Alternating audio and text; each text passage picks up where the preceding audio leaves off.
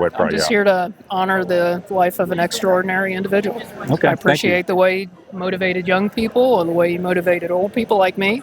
Chris, you're failing at this conversation right now. Good night, Michael, sir. why won't you just do an interview? I think what you said was moving, but I don't see it often lived out in the Clermont GOP. But Charlie was most known for putting a microphone in front of himself and saying, anybody come up to the microphone, and I would love it if you let people who have priority come into the microphone who disagree with me. That's what he was known for. I don't think the vigil's over, so then you should go. And I think what makes this country on the verge of going to a place we don't want it to go right now is we're afraid to go to places like this and have these conversations. I'm not.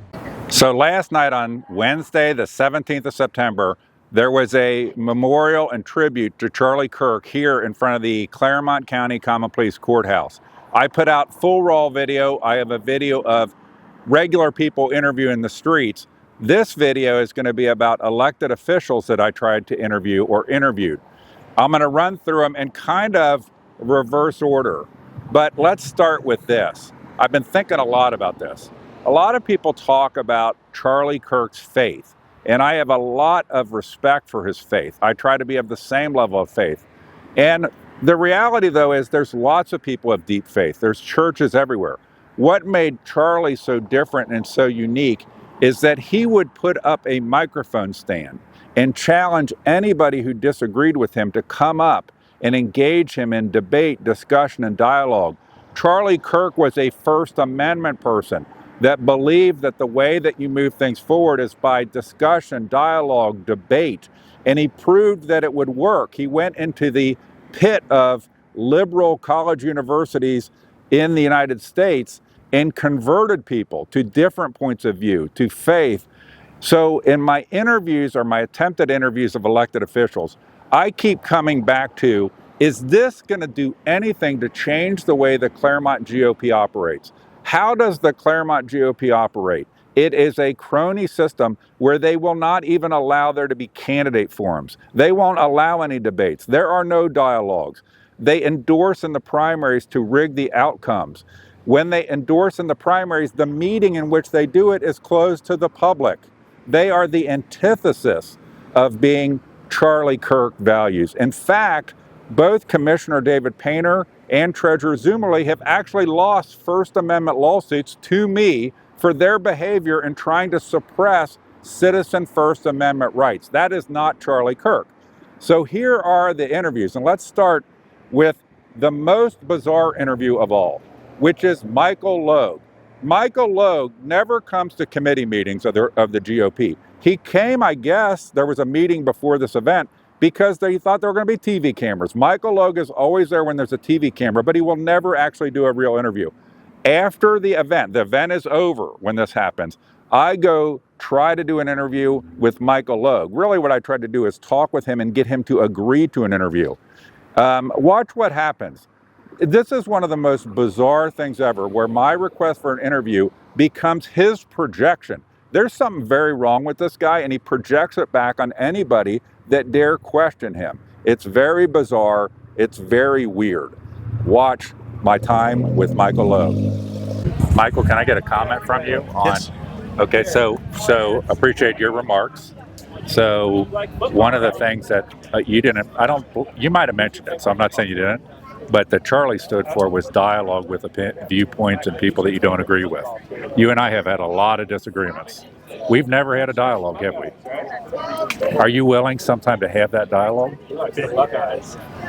Any type of principled conversation, I'm always happy to have. Okay, how can we do that? Can we sit for an interview? Can you sit for an interview? Any type of principled conversation, I'm happy to have. Is that a yes? We'll see where you want to take that. So how can you know how to find our public comment all the time, and you can always have dialogue. I'm not talking about a one-way from a microphone.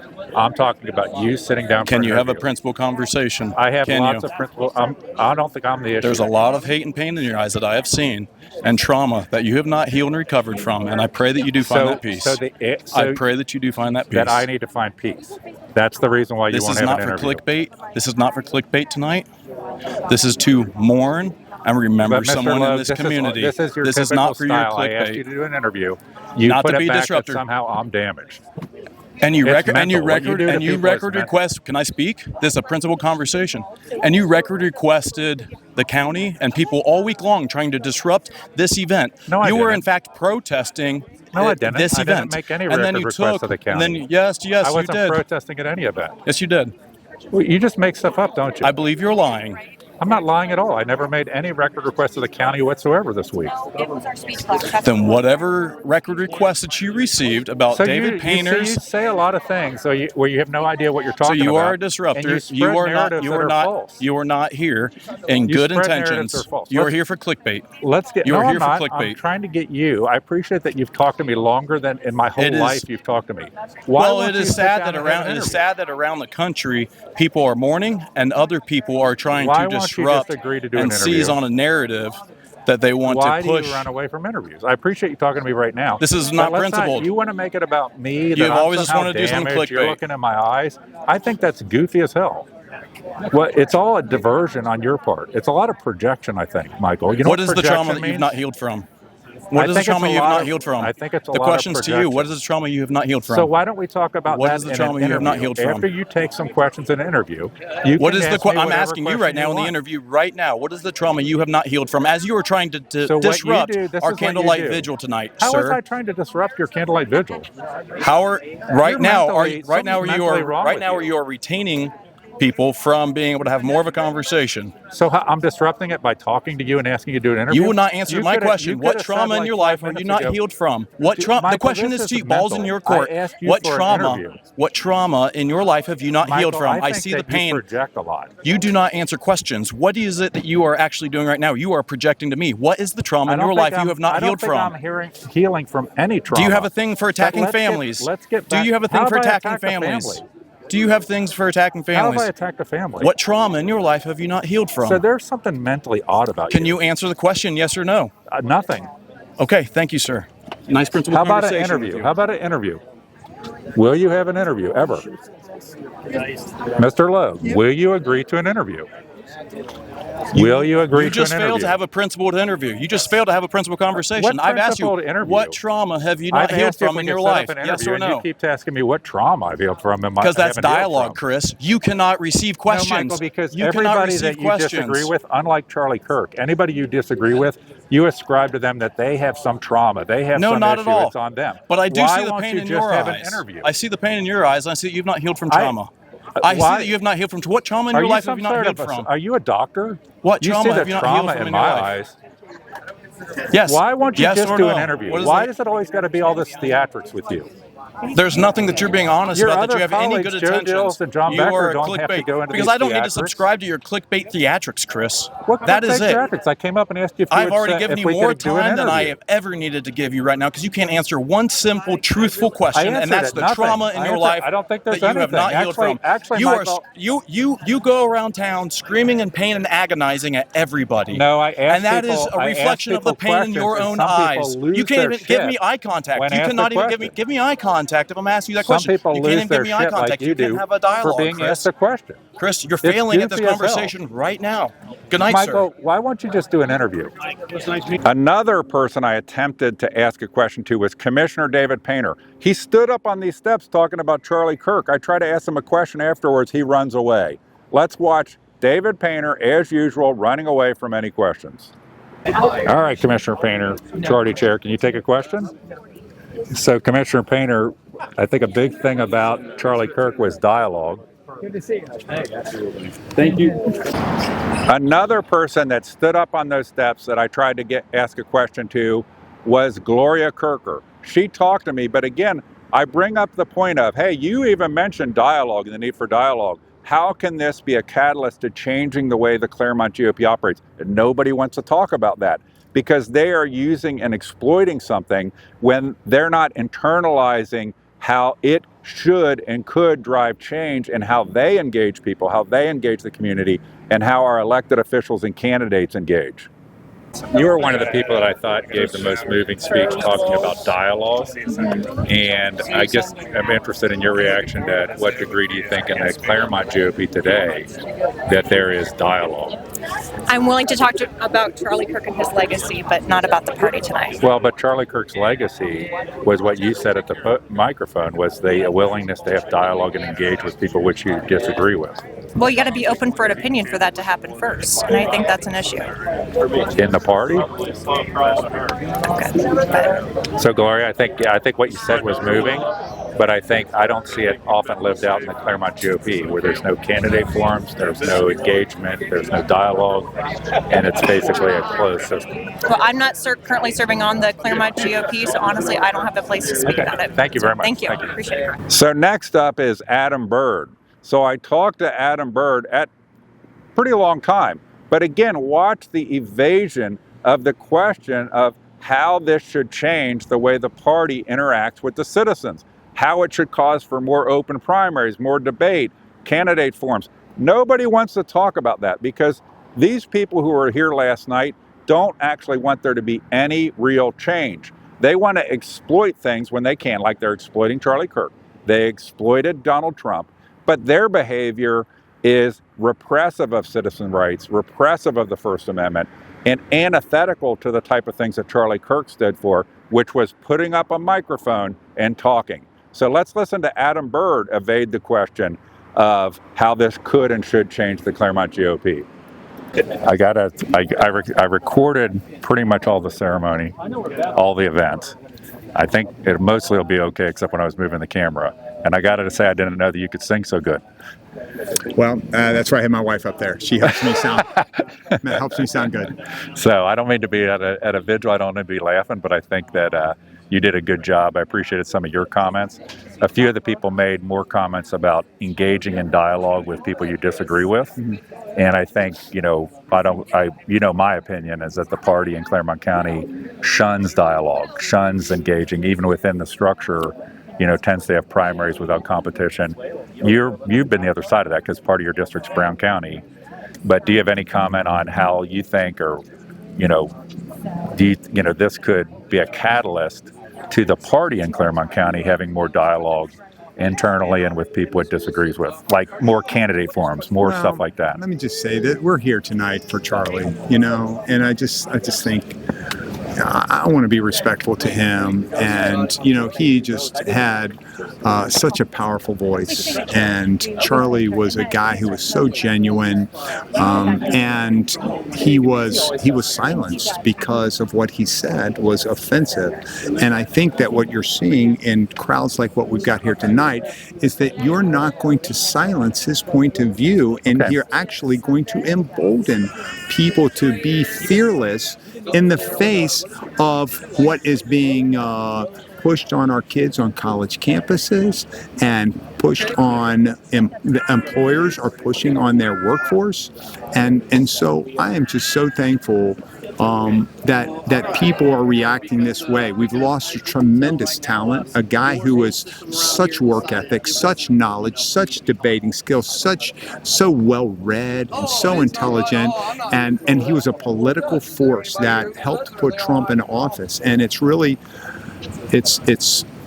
been a very difficult week to see what they've taken from us. But when you see the reaction of places as small as Batavia, it's encouraging. So, but, I appreciate all those comments, Adam, and I don't want to put you on the spot more than I already have. But Charlie was most known for putting a microphone in front of himself and saying, anybody come up to the microphone. And I would love it if you let people have priority coming to the microphone who disagree with me. That's what he was known for. That's why people, one of the main reasons they attended his events, because of that. And I just hope that you would internalize and people would internalize here that it's not healthy when we don't have dialogue. That somebody taking somebody's life like Charlie Kirk is an example of forces, evil forces that I guess are against dialogue. And so dialogue's how he got kids converted, dialogue's how he had an impact.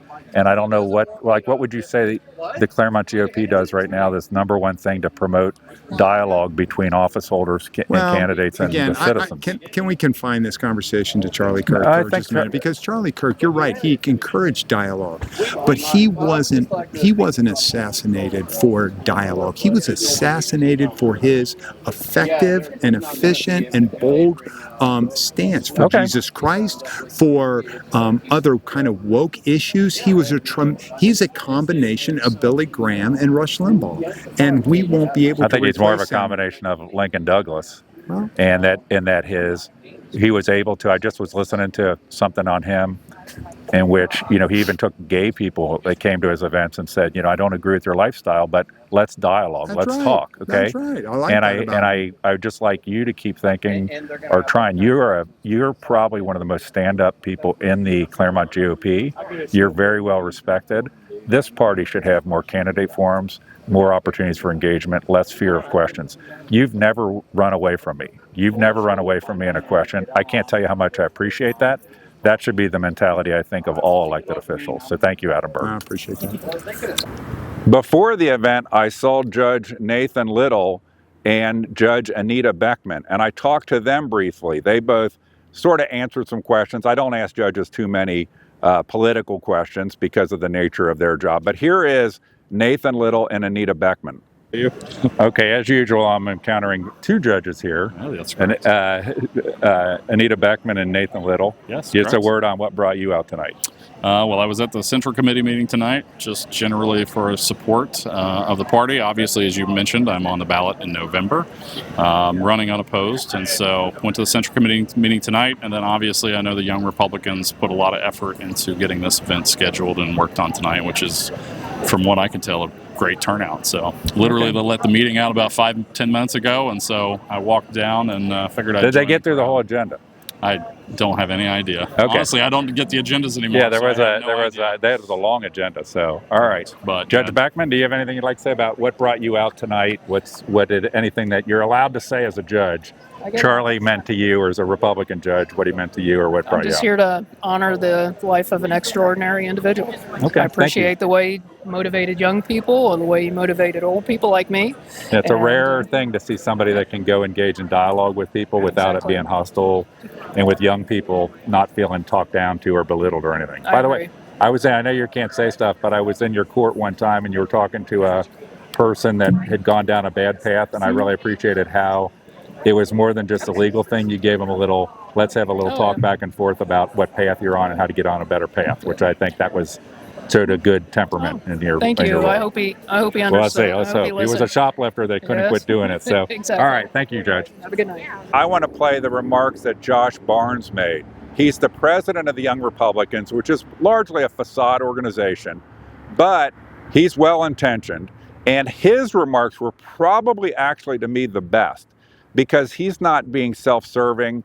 He's talking about what Charlie Kirk really stood for, which was putting up a microphone and inviting people to come forward and challenge him and question him and whether they agree or disagree with him. In fact, Charlie Kirk's normal deal was to ask people who agreed with him to give deference to the people who didn't agree with him so they could come to the microphone.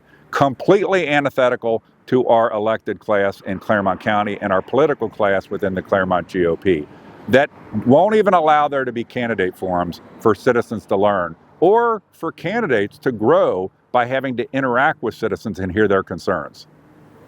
We gather tonight in honor of Charlie Kirk, a man of conviction, courage, and deep faith.